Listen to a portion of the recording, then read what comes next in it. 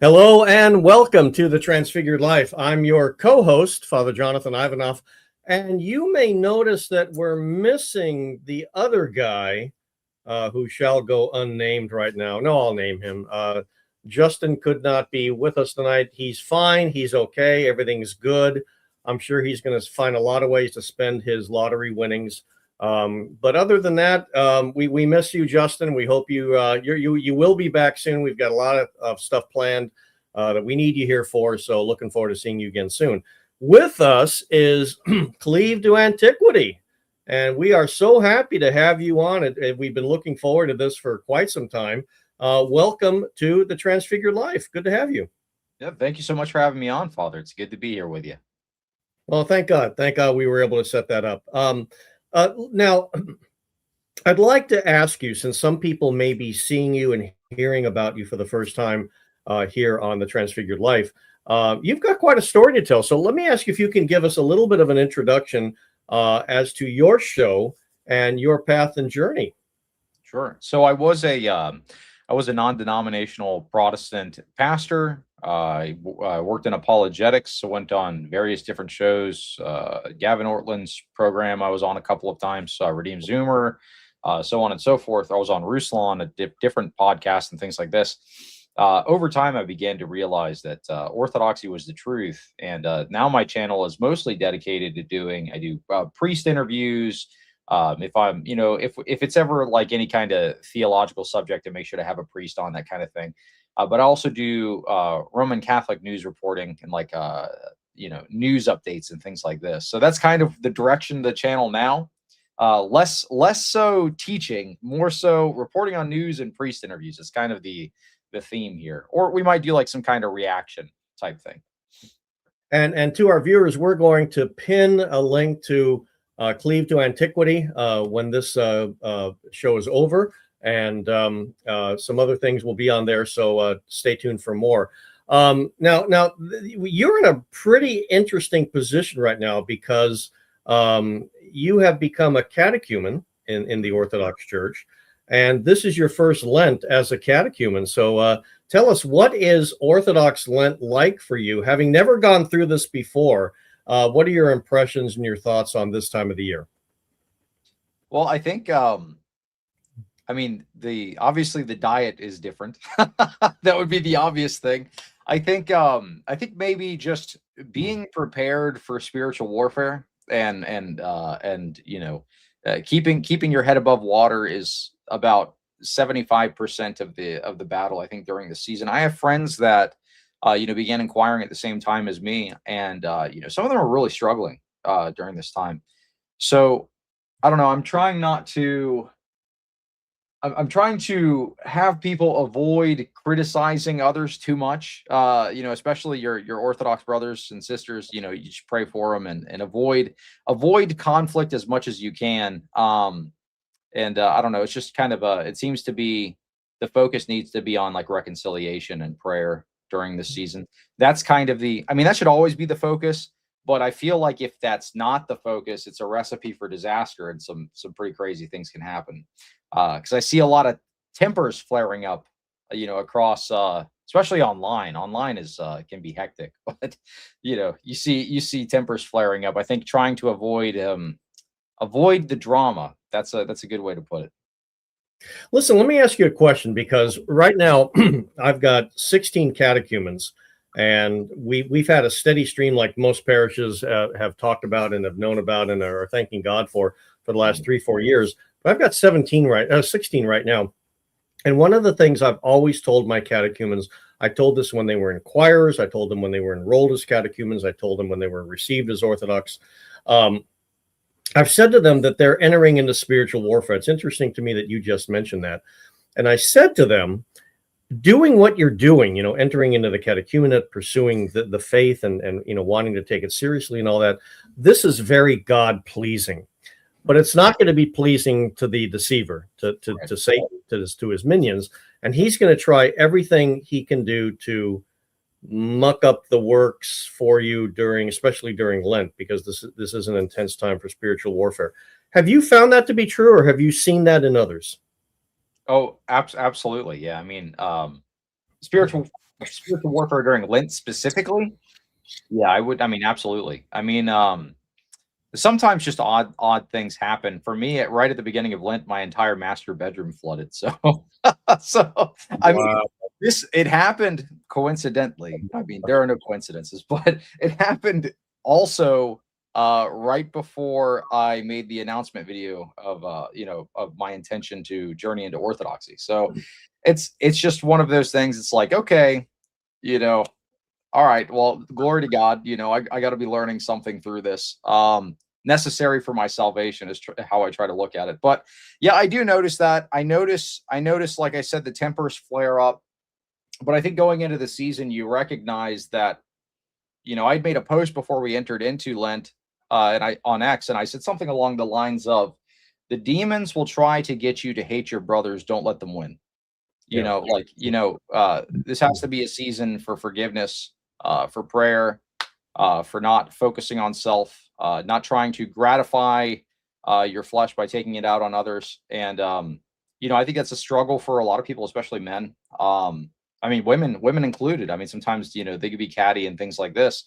But I think it isn't amplified during this season, because you're absolutely right. I think the demons are very upset. We have all these spiritual tools that can bring us closer to Christ. Prayer, fasting, almsgiving, all those extra services, the prostrations, the wonderful things we have.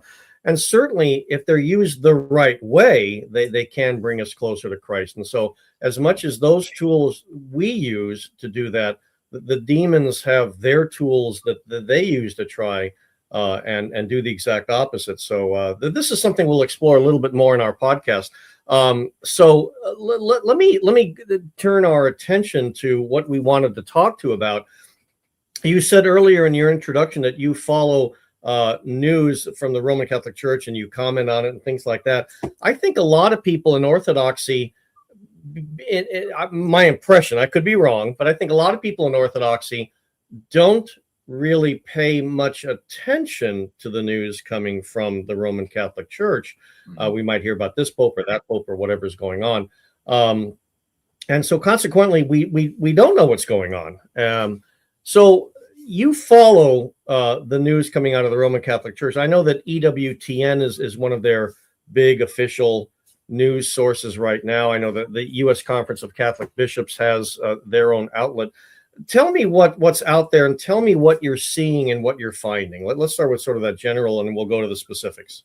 Sure. I mean, it's a very broad subject, but normally on my show, the segments I'll do weekly segments. I've kind of I've pulled back on that a bit. I might do it as a monthly thing, but even in the weekly segments, these shows go 2 to 3 hours. This is how much wild breaking news we can cover during this time. Now, a couple of things that we notice: the pattern of the appointments under this pontificate have been very radical and very shocking.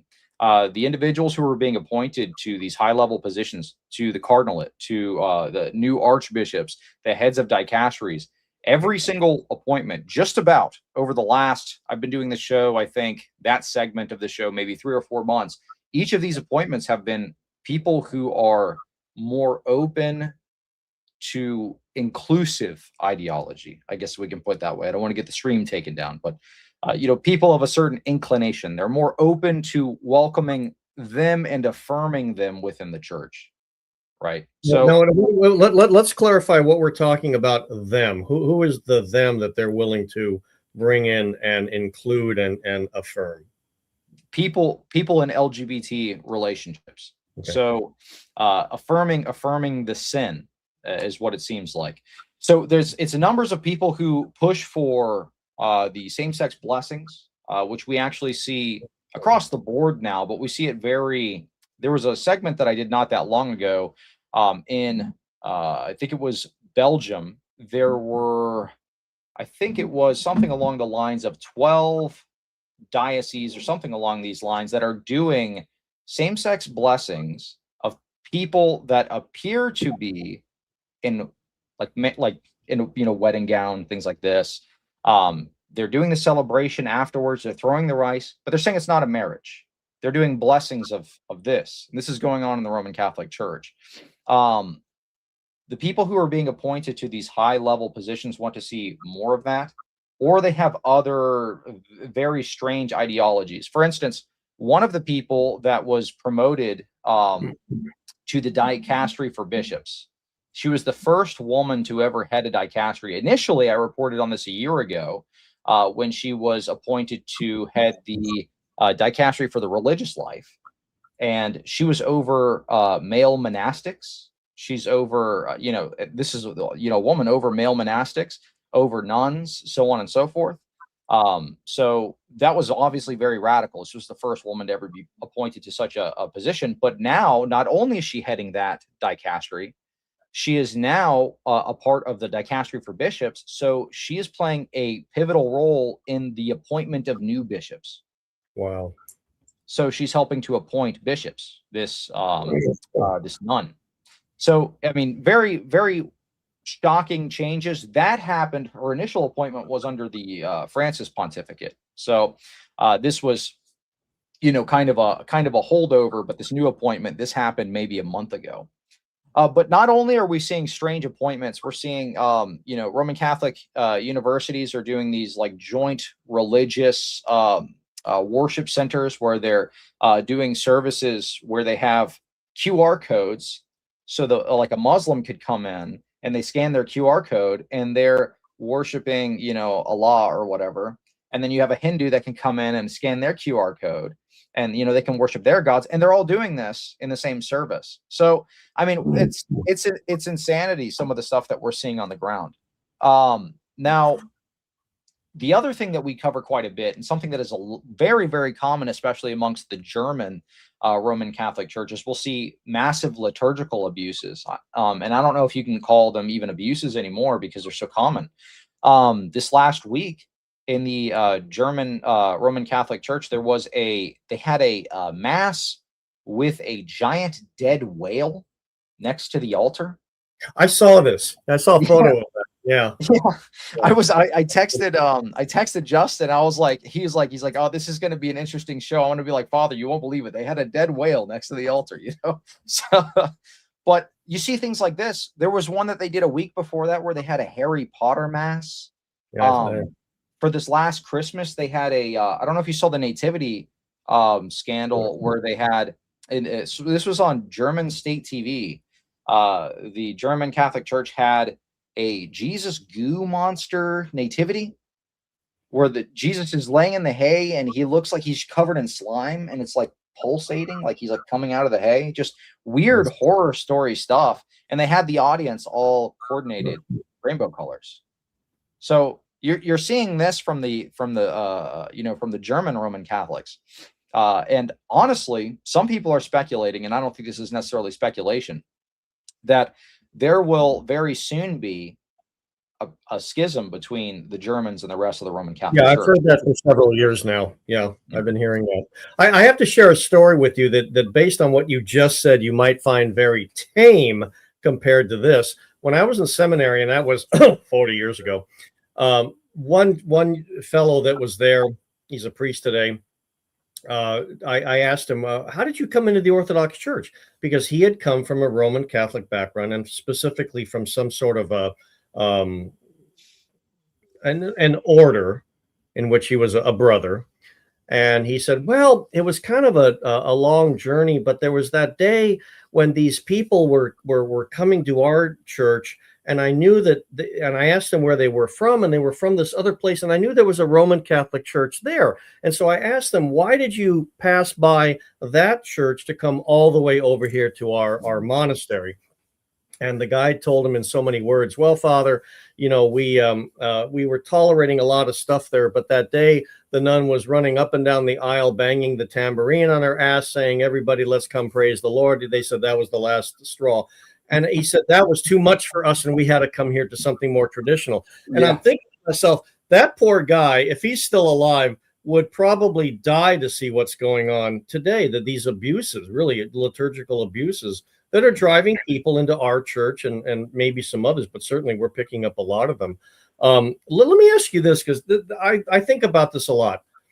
When John Paul came along, John Paul II, when he was succeeded by Benedict, when he was succeeded by Francis, when he was succeeded by Leo, every single time people say something to the effect of, oh, this new Pope, certainly he's interested in the Orthodox. He will bring us together and all of this kind of stuff. And that's, am I wrong? That's not quite what's happening with these successions one by one.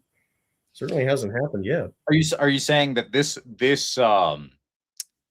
this new pope is going to make them more Orthodox? Or are you saying, is he pushing for unity? What is the question there specifically? Well, I think everybody seems to assume that the next pope, when he comes in, is somehow going to bring everybody together, is going to unify us, is going to do whatever. And it does not work out that way, of course. But there seem to be these high hopes that somehow this new guy really loves the Orthodox and he's going to bring us together. And like I said, that's not what happens. And that was said about Leo recently, and I remember hearing it and reading it. Yet that's not what we're seeing. Mm-hmm. Well, that was one of the things that he had said at the start of his pontificate. He made a statement that he said he wants to seek full visible communion with the Orthodox. That was a statement that Leo had made. So I think that is their intention. The difficulty is the issues in Rome right now on the ground at the parish level are so intense, so visceral that unity is going to be a huge mess. If it was, I don't know, if there was some kind of like false union, I don't think many would go along with it. I think right now, the only thing that we're really seeing is they had the meeting with the ecumenical patriarch and a couple of others went there, but they do that quite often. I don't really think that's a sign of anything new. I don't foresee any kind of actual unity. I think it's what they want. I think it's what Rome wants for sure.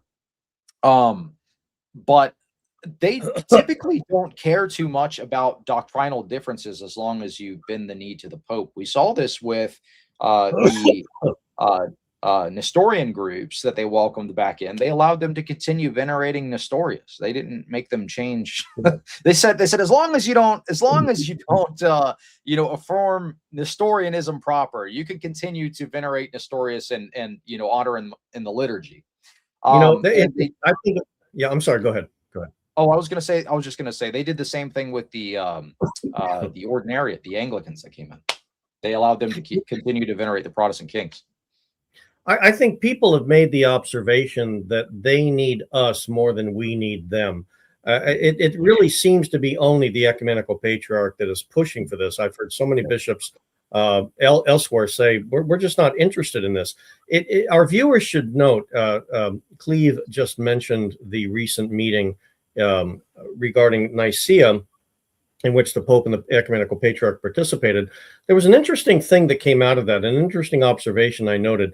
The Pope said that it's not, it's acceptable to say the creed without the filioque. He said words to that effect. It's acceptable to say the creed without the filioque. What he did not say is it's not acceptable to say it with the filioque.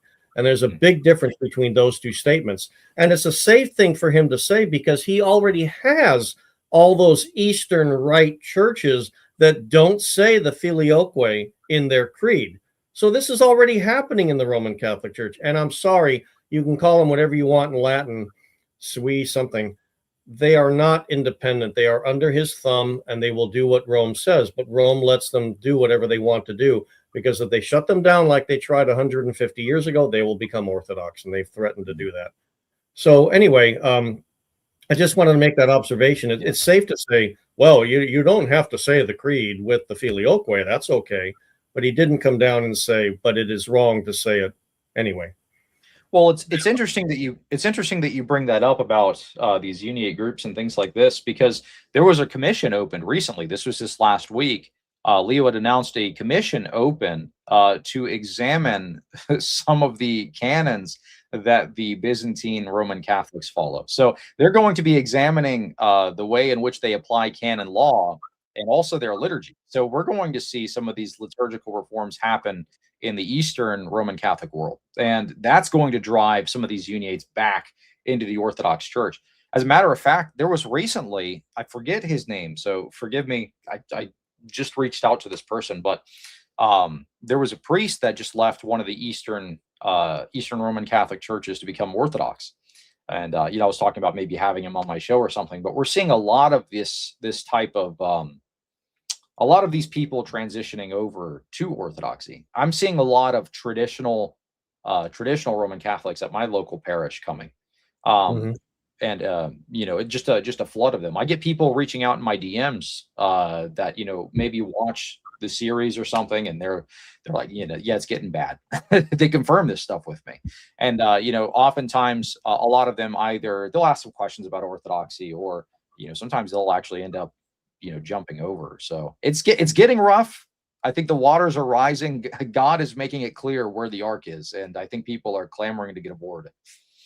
I've had I have to say that I get DMs like you were mentioning. You get DMs from people. I get DMs too, and some of the people I've spoken to over the last year or two that have been either Eastern Catholics or in some cases Eastern Catholic clergy have all used a very similar phrase, a variation of something like, sometimes we feel like we're the bastard children of Rome, and that we're the redheaded stepchild that doesn't quite fit in. But yet, for whatever reason, they just, actually, I take that back. Some of them have given me the reason. The reason they have not returned to Orthodoxy is that our house is a mess, as they will say.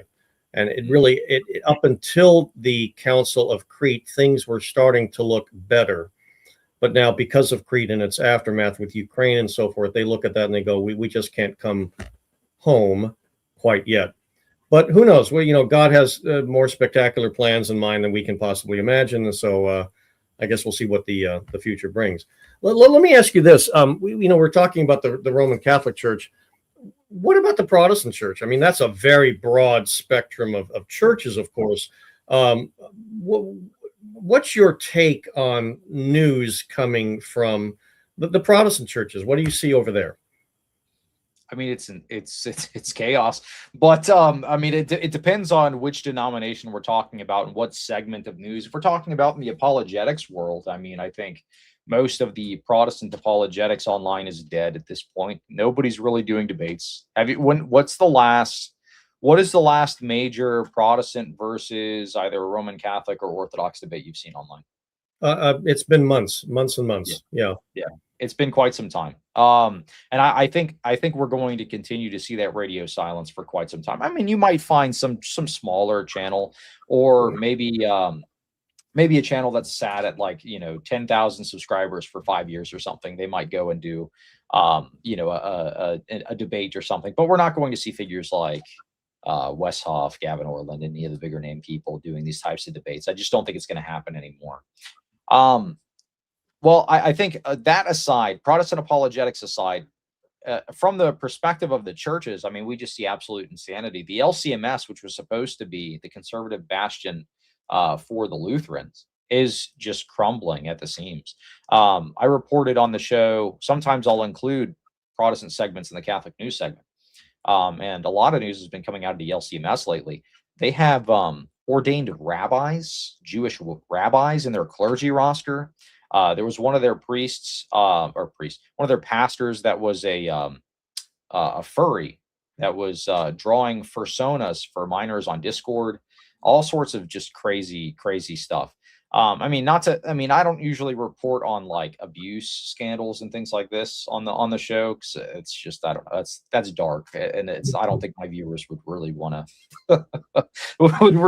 to be depressed for the entire segment or something. But there is a lot of that. There was a massive one that just broke. I didn't report it on the show. This was in the LCMS. That was a huge one. But I mean, we see a lot of this. There's a lot of Zionist craziness going on with the 1,000 pastors that were recently sent over to Israel to get their marching orders, and then they came back. I had one of these people reach out to me in my email, and they said they were considering Orthodoxy, and they were a member of one of the churches where their pastor was sent off to Israel to get their marching orders from Netanyahu. He said he came back, and the first sermon series was, you should be supporting Israel financially. so it's like, okay, these are just people being used as geopolitical tools. It's not Right. even really, Right. it's not even And really they didn't church. even realize. Yeah. So a lot of that, a lot of the Zionism stuff, that's starting to flare up quite a bit. We're starting to see the ramifications of this online, even within, I don't want to get too much into politics, but we see this within the administration now. There were many of the commanders in the United States military that reportedly had said to their men that this is a holy war that we're entering into Yeah, I've to heard usher that. Yeah. in, yeah, to usher in the end times or something. It's like, well, first off, why are you trying to do that? But, second off, why are I you can saying force God's hand, don't you know? yeah, exactly. Yeah, if I'm gonna arm wrestle God for a moment and see if I Yeah, can really. usher in the Scary. Antichrist.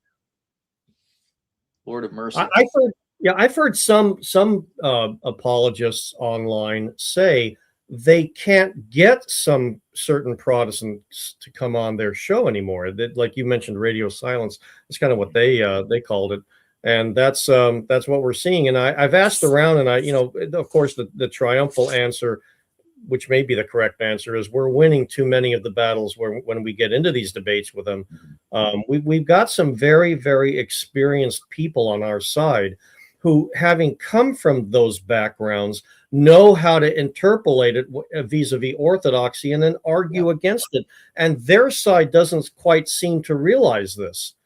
I'm not going to mention the particular Protestant flavor of the month, but I was trying to set something up with some people in this particular church, and I mentioned some people I wanted to have on our side be in the debate, and they refused them wholesale because they knew they had come from their side. And I'm thinking to myself, well, they know our side, they know your side. Isn't that a good? They didn't like it. They didn't like it at all. And I think we're seeing a lot of that.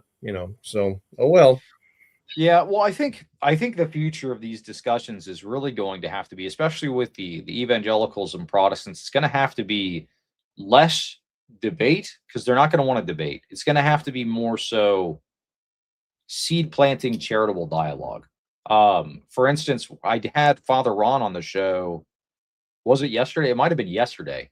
And there was an independent fundamentalist Baptist that was known for protesting outside of the Orthodox churches on Pascha. And he was out there and he was saying, I'm going to evangelize the Orthodox or whatever, and he's standing outside the church and so on and so forth. We reported on that video. We're doing a reaction to I forget what the topic of the entire stream was, but that was one of the videos we reacted to. I guess he had seen the reaction and he sent me an email and he said, hey, would you be open to maybe me coming on the show and I can ask some questions about orthodoxy. He said he's not necessarily inquiring, but I guess he had seen some of my stuff where I reported on some like geopolitical things and he liked what I had to say about that. I guess he had watched the show for a little bit and he said, I think we have some commonality there, but I want to ask about some Orthodox stuff. I said, well, if we're going to do anything like that, I want to make sure I have a priest on. So if I say anything stupid, I can be corrected immediately. So I reached out to Father Ron and we had a pretty good talk and it was very relaxed. Some of his misconceptions were answered. He got to kind of speak to his perspective a little bit. And I think it was very fruitful. We weren't really, we talked beforehand and we were saying, we're not going to push each other too hard. This is going to be a friendly chat. And then, that ended up being pretty good. I can see that maybe being the future of these types of discussions because I don't see guys like Gavin Ortland wanting to do blood sport style debates or even formal debates anymore. I could see him because it hurts the brand if you go on to these other shows and then somebody presses you too hard and you're like, what do you mean? Like for instance, I don't know. I'm not going to come up with something on the fly, but you kind of box them in and make them look like, oh, well, you can't answer this question. You're going to stutter or whatever. And here's the clip, look at this guy stutter or whatever. Then their brand is hurt. Then people don't, listen to them anymore, so on and so forth. Nobody wants that for their own brand. And I think the Protestants know ultimately this is what's going to happen to them if they enter into these kind of blood sport style debates. So I think maybe the approach needs to be changed. People are still going to see the truth if you have an extremely charitable dialogue with someone. Not that I'm saying debates are bad. I'm just saying I think these are going to be the only things they're going to accept going forward. I like both. I enjoy debate. I like rhetoric. I like doing formal debates. It's my passion. I'm bored out of my mind not doing it. But I think to reach these individuals, that might be the only way to go, I think. How much do you think in the Protestant mind that approaches Orthodoxy, how much of their mindset has us being compared favorably or unfavorably to the Roman Catholic Church? Maybe we're Roman Catholic heavy and they're Roman Catholic light, whatever.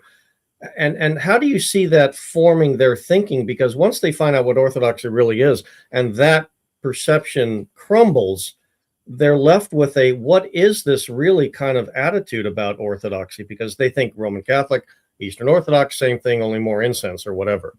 Did you find that with people who approach you about Orthodoxy, that there's the initial mindset, oh, you guys are like Roman Catholic, and then when they start delving into it, oh, wait a minute, you're not like the Roman Catholic Church. My preconceptions were wrong. Do you come across that at all?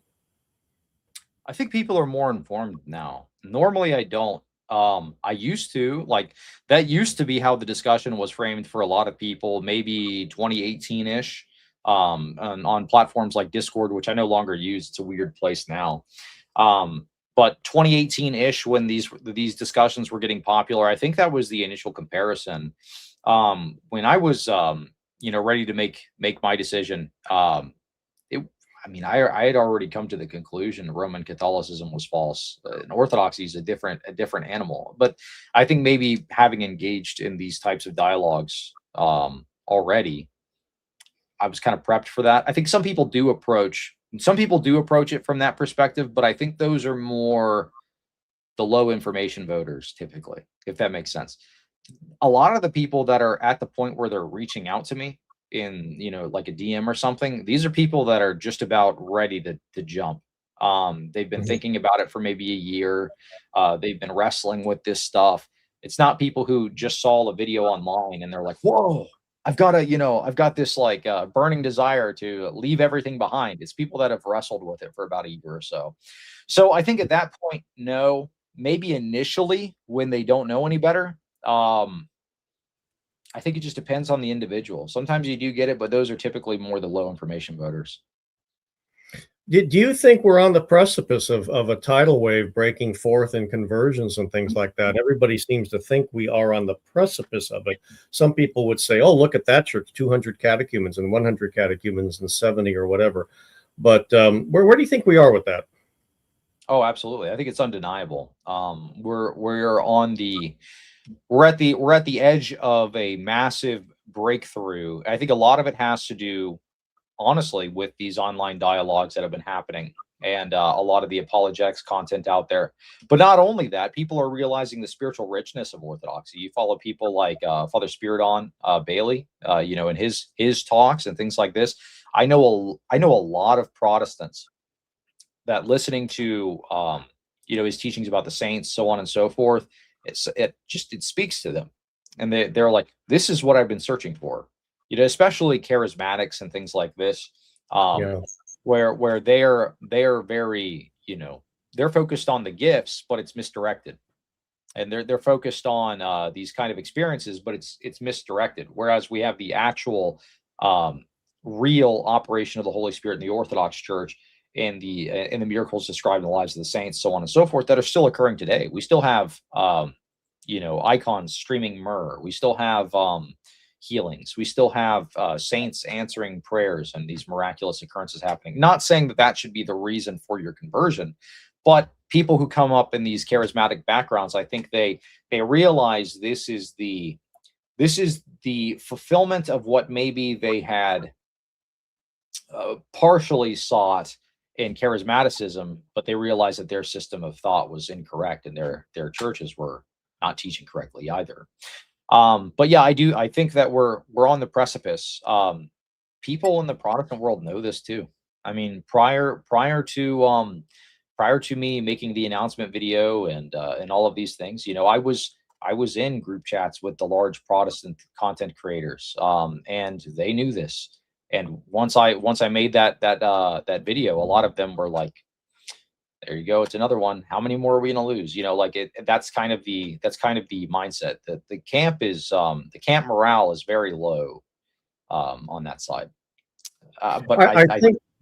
Go ahead. No, go ahead. Go ahead. That was it. Well, I think social media has given Orthodoxy an outsized presence. We're maybe, if we're lucky, we're maybe 1% of the population, but I think social media makes it possible for Orthodoxy to have a presence that pretty much equalizes our access to the public and makes it possible for almost anybody to have a voice, whether they deserve one or not. It makes it possible for a lot of people to have a voice and to really get quite frankly, to get our message out there. I think that's what I've seen over the last 3 years that Justin and I have been podcasting, and I've had people tell us that we're reaching people through social media that we just would not have been able to reach 10 years ago, maybe not even 5 or 6 years ago. It is sort of the great equalizer in that sense. Mm-hmm.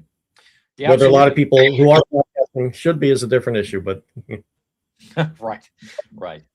Well, I think yeah, we're going to see a lot more converts coming in. There are a lot of people that reach out to me. I think I don't know if this is the same for, because I talk to many other apologists and people who have Orthodox channels and things like this, but I have a lot of pastors that reach out to me. And I think oftentimes they say they resonate with my story and things like this.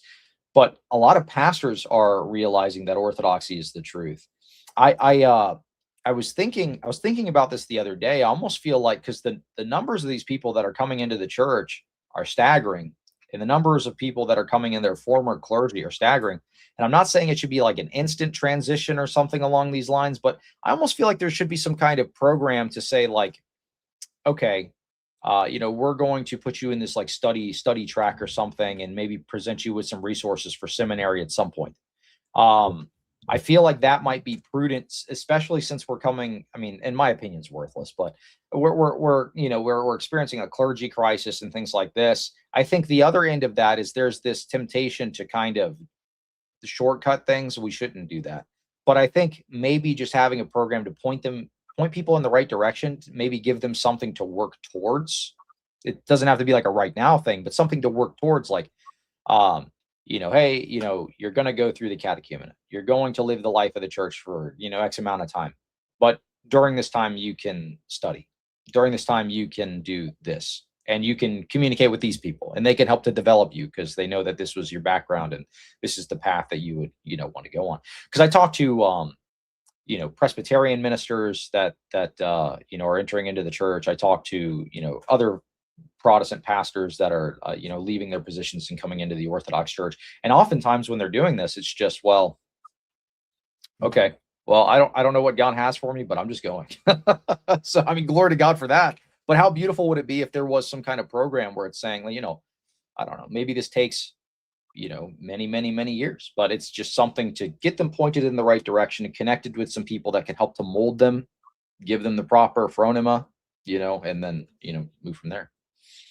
Yeah, I think that Cleave just said something to our viewers, and I don't want anybody to be panicked over it. Oh, clergy shortage is that bad? The only reason we're having a clergy shortage is that for decades, we would have individual people coming into the church. And then we would start having pastors coming into the church, clergy converting. And then in the last however many decades, we've had some clergy coming in with their entire congregations. And I think what we're hearing here, what we're talking about here, is that being bumped up exponentially.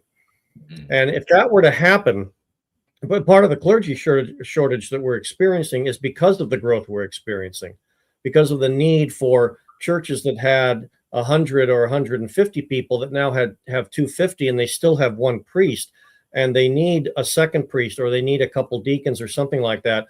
We're scrambling to address this. It's not that it's not being addressed. It is being talked about big time. But like Cleave just said, we've got to be very careful how we address it. On the one hand, we need fast tracks. On the other hand, we can't rush things, which sounds like a contradiction. You're fast tracking, but you're not rushing. but the wisdom is there. We have to be very careful about who we're looking at coming in from where they're coming in from, and how much do they need to be formed, and things like that. There's a lot of things that need to take place.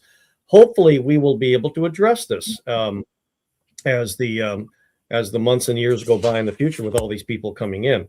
What Cleave just said about having a way for an entire parish to come in and so forth is the way I've been thinking it's going to be. And in a way, it has to be, because I've talked to pastors in the past few years where I've said, where they have said, I hate leaving my parish behind. I hate leaving this congregation behind. And I said, bring them, and they said, how? And so that's the question I think that we're going to be hearing more and more of in the days ahead. Let's turn our attention a little bit to the season at hand. Lent is the and by the way, I would like to invite our viewers that are listening to us right now, and maybe even the people who watch this later and comment. Let us know how many catechumens and inquirers and just attendees you're having up from whatever it was a few years ago. I would love to see some of the anecdotal evidence out there. It really is very exciting and very encouraging, because for far too long we weren't hearing about that and we weren't seeing that, and now we are. Let's talk about Lent. This is your first Lent, and we were talking a little bit about it before we began the program. This is the heart and the soul of the Orthodox experience, and I tell my parishioners all the time, the pre-Lenten Sundays prepare us for Lent, and Lent doesn't prepare us for Pascha. Lent prepares us for Holy Week, and Holy Week prepares us for Pascha. So we go through this multi-phase, this multi-stage period of time that, if you think about it, from the time the pre-Lenten Sundays actually begin, is 6, 7, 8, 9, 10 weeks to Pascha. From the Sunday of the publican and Pharisee to Pascha is 10 long weeks, and 8 of them are fasting weeks. And it takes us to that center of the Orthodox faith, the death and resurrection of Jesus Christ. And like St. Paul has said, if Christ hasn't been raised from the dead, my preaching is in vain and your faith is in vain. So it's not about anything else. It's about focusing on what's coming up, and very important things require very important preparation. Cleave, let me ask you this. In your parish, how do people support one another going through this somewhat sometimes arduous time? How do you find parish life helps you during this time of Lent? Sure. I mean, at my particular parish, we have a men's group that we do once a month, usually on Mondays. We will meet together in fellowship and get to know one another. But we continue to do our coffee hours and things like this, and the vast majority of the parish stays after for that. So we get to communicate and talk to one another there after the services as well. I honestly, I think that's super important. If you're somebody who just goes to the church service, you go on Sunday or something, you're just attending divine liturgy, and then you leave immediately after, and you're not interacting with people and you're not making bonds, it's going to be very difficult for you, especially during this season. You're going to feel very isolated. I don't feel that way. There was very intentional when I began attending my church to get to know people, get phone numbers and things like this. There are people there that are also former Protestant pastors that I can kind of relate with, and run things off of them, or something. In fact, sometimes I'll talk to them about how their walk is going, or how their fast is going, these types of things. What are some good ways to keep up protein intake on the fast?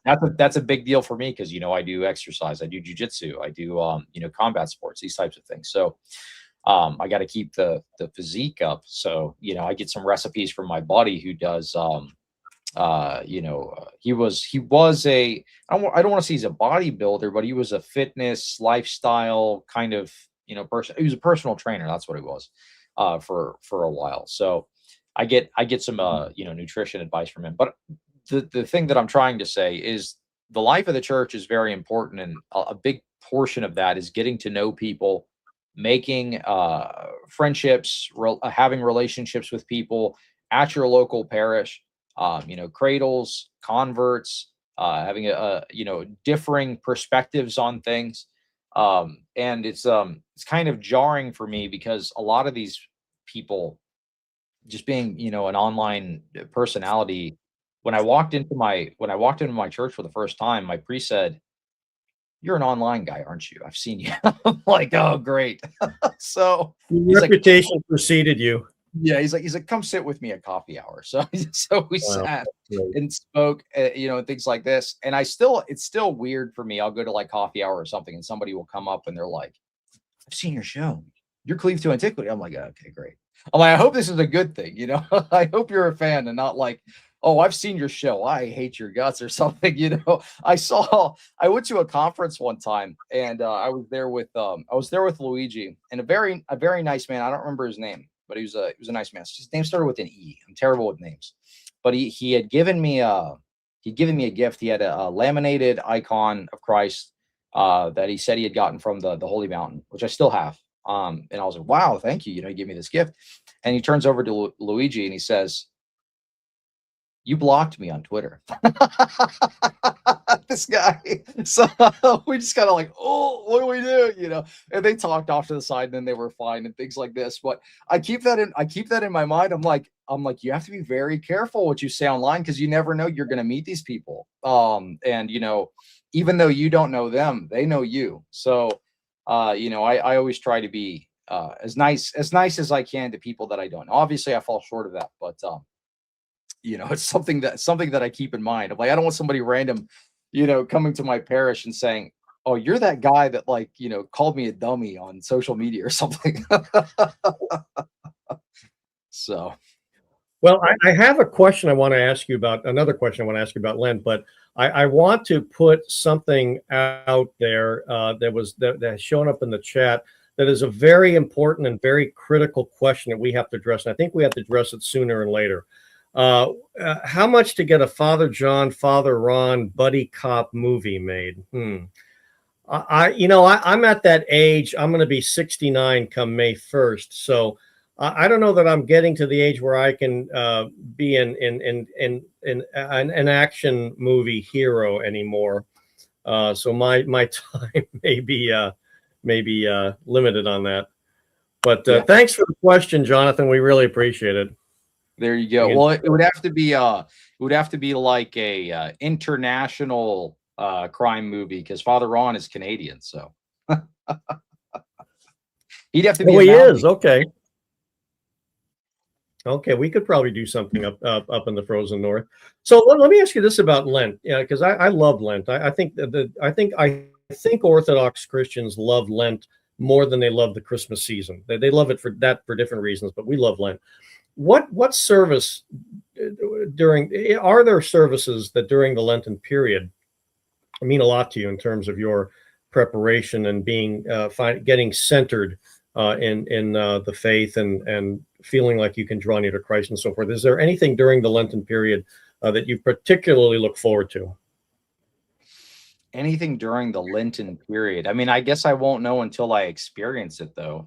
I think out of the things that I've experienced so far, maybe the forgiveness service was interesting to witness.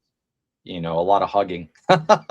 So that was very interesting. It's hard for me to speak on these things until I've experienced them, because they all are at this moment kind of these concepts, and I'm just kind of I'm going along through the liturgical life of the church now, imperfectly, and I don't know, my thoughts maybe are not as fully formed on the individual services that maybe should be most profound for me, if that makes sense. I'll know more maybe this time next year.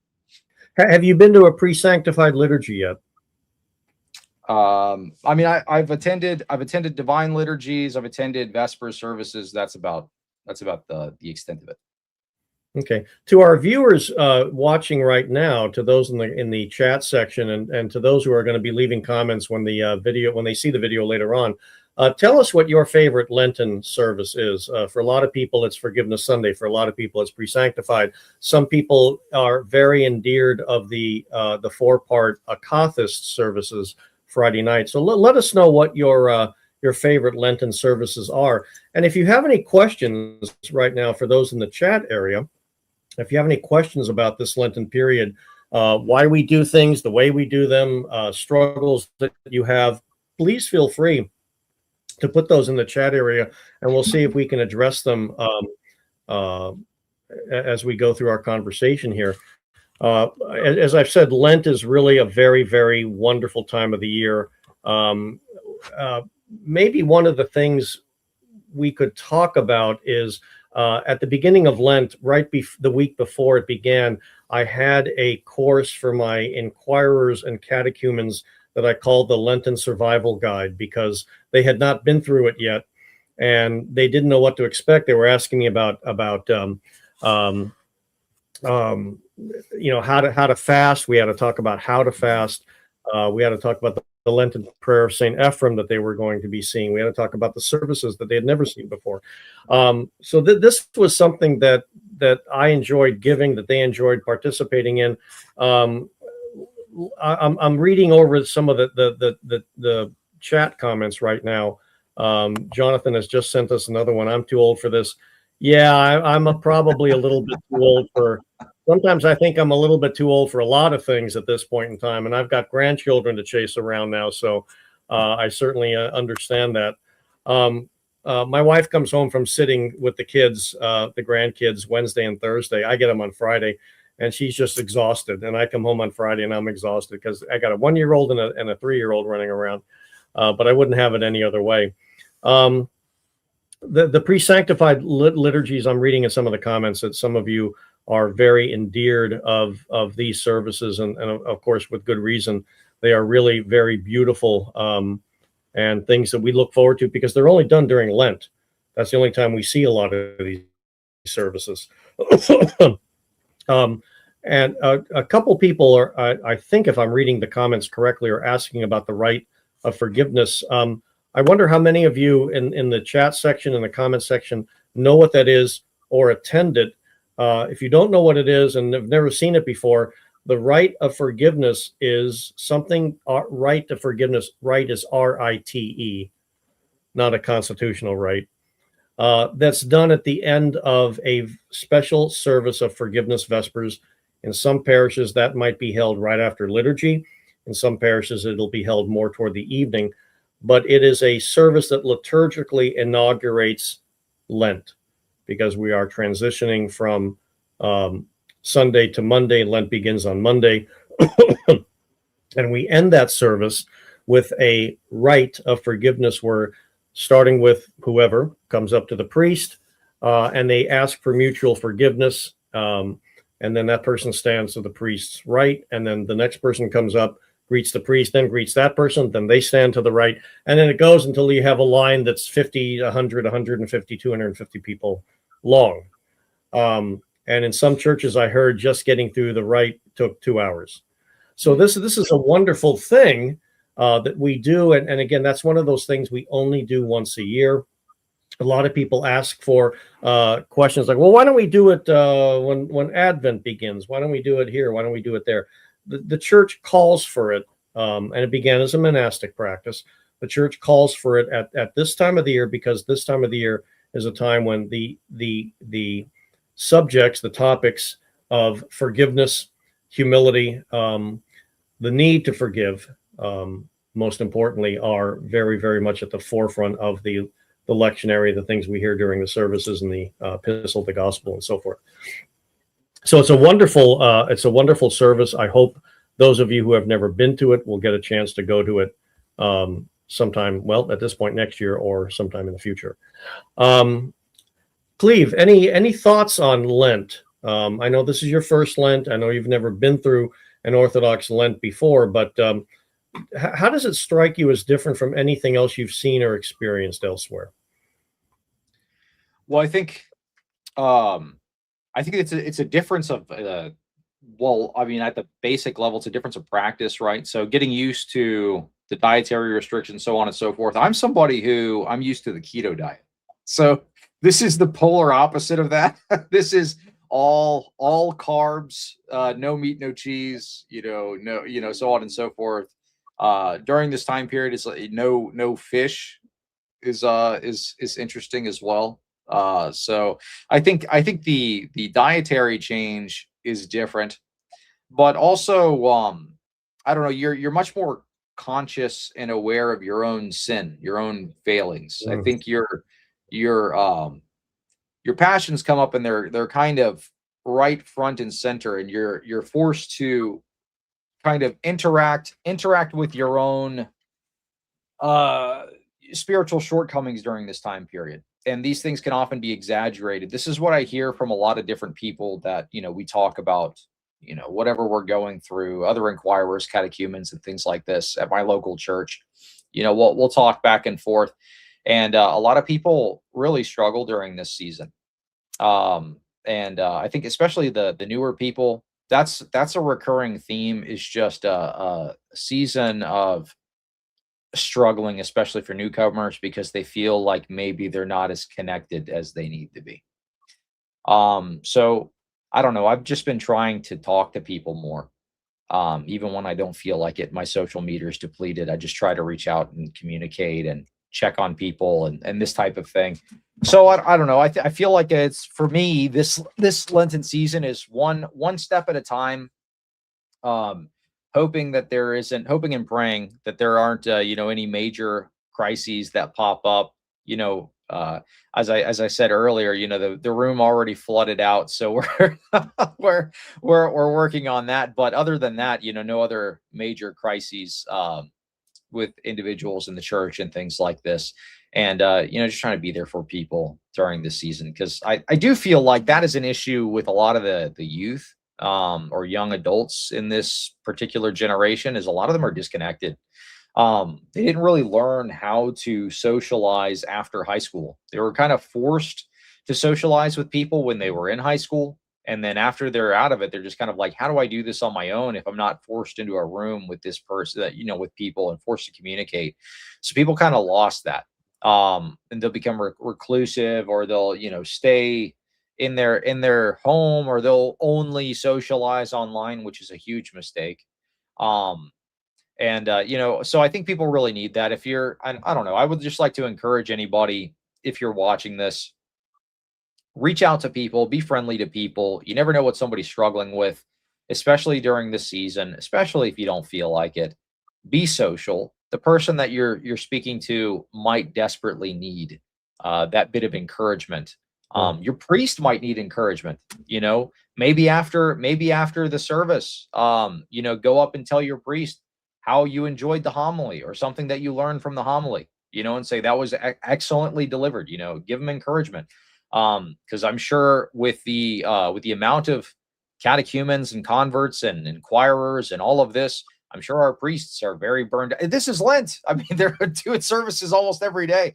So as a matter of fact, I would say this: if you're watching this, reach out to your priest and encourage him, please. The next time you see him, if it's after the Divine Liturgy this next Sunday at coffee hour, go and tell him one thing that you liked about the homily, or one thing that you appreciate about him. I don't know, being there for you during this time or something, because they need it. That I'm sure the priests get a lot of criticism. This is not the season to be criticizing your priest. Encourage them, please. Those are great words, Cleave. Thank you. As a priest, I can really appreciate hearing them. And I want to leave our viewers with one thought as well. You're going to fail at prayer during Lent. You're going to fail at fasting during Lent.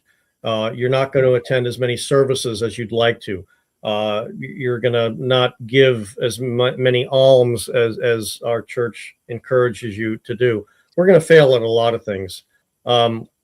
Satan would like you to believe that those failures are proof that you're pursuing Christianity is worthless, and you'll never make it, and you'll never amount to anything, and things like that. But those kinds of failures only point out that we have a lot of room to improve that we have a lot in which we can work on ourselves. And that's what God calls us to do. Don't think that because you ate fish or because you ate meat or because you broke down and had a double Whopper with cheese or whatever on a Friday, or that you missed the morning prayers or whatever. Don't let Satan convince you that this makes you stupid and worthless and a bad Christian and all kinds of things like that. That's what he wants you to think. That's what he wants you to feel. Lent is an opportunity for us to acquire a lot of humility where we can say back to Satan, yes, I know I failed.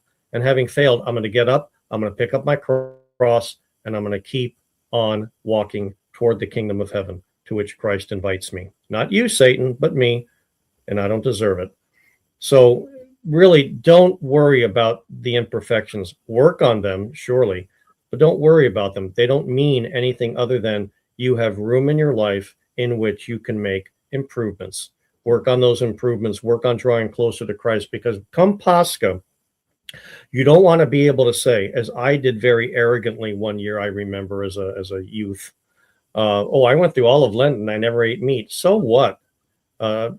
Satan doesn't eat, Satan doesn't sleep, and all of those kind of things that St. Moses the Black taught us. What you want to be able to say when Pascha comes is, during this time of preparation, did I draw closer to Christ? Do I love Christ more? Do I love my neighbors more? Am I a better Christian? Am I a better husband? Am I a better father? Am I a better whatever I am? Am I more holy? And these are the kind of things you want to be able to say have happened as a result of all of your fasting and prayers and prostrations and things like that. That's where it all is supposed to lead. That's where it's all supposed to take you. So take heart. Don't get discouraged. Don't despair. That's what the Lenten prayer of St. Ephrem says we don't want to do. And just keep working on it. If you fall, get up. And if 2 days later you fall again, get up. And if 3 days later you fall again, get up. Just keep getting up. Pick up the cross, dust yourself off, go to confession, and keep on marching toward the kingdom of heaven. Christ has the door open waiting for you. Just remember that. Cleave, anything further? On Lent, or what subject? No, on anything, my friend. Please subscribe. Go to subscribe. Yeah, well, I mean, I could talk about what I have coming up next on the channel. Maybe at 8 o'clock today, I'm going to have Father Borjan on the show to do Orthodox catechumen inquirer Q&A. So if you're a catechumen or an inquirer and you have some questions you want to ask, feel free to come, and he will address your questions. This is the priest that runs the Holy Resurrection Church YouTube, which is pretty popular. They does the Lives of the Saints shorts that are very good. Oftentimes my the same friend I was referring to that started inquiring at the same time as me, oftentimes we'll send those shorts back and forth to each other to encourage each other. Well, it's like he'll say like, oh, I struggled with this sin or whatever. I'm like, okay, I'm gonna look for a saint quote that talks about whatever that sin is, whether it's sloth or so on and so forth. So excellent channel. You can check out his channel. And then if you want, tune into the discussion I'm going to have with Father Borjan. That should be pretty interesting. And I've got some interesting guests coming up on the show later this week as well. Kangman Lee, who is a political commentator, is inquiring into Orthodoxy. So he's going to be coming on the show to have a discussion with Jay Dyer and myself this Friday. Wow. So that'll be interesting. He recently visited an Orthodox church. Maybe he posted about it about a month ago. I reached out and then we scheduled something. So that should be interesting. So check that out this Friday. And folks, not only check out what's coming up on Cleave's channel, go back and see the stuff he's done. A lot of it's very, very good, and you'll really enjoy it. And we've got an increasing number of voices out there that are putting forth expositions on the faith that are touching the hearts and minds of many and bringing them into the faith. And so for that, we say amen. Cleave, thank you very much. A pleasure and a delight having you on the Transfigured Life. Absolutely. Thank you for having me on. I appreciate it. And everybody else, keep fighting the good fight. May you have a good and blessed Lent, and God bless you all.